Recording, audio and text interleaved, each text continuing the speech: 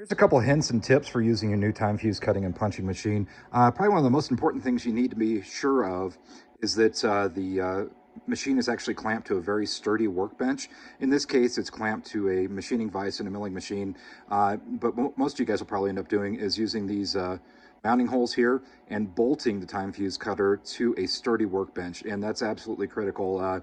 The machine is really hard to use if you're just setting it loose on a table or it's sitting on a plastic workbench or something like that. So be sure to bolt it down securely to your work surface, and that will make cutting and punching a million times easier.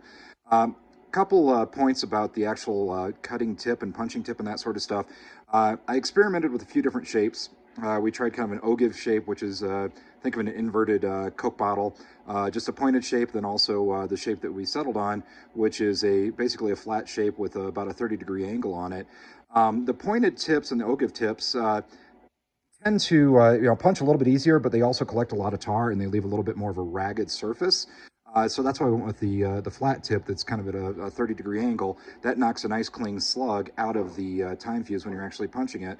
But one of the things that you really need to kind of focus on when using it that'll make life a lot easier, when you're punching, if you just bring the handle down onto the time fuse and try to punch through, it takes a lot more effort than if you just simply drive straight through with the handle and the punch using momentum to help you out, kind of like this.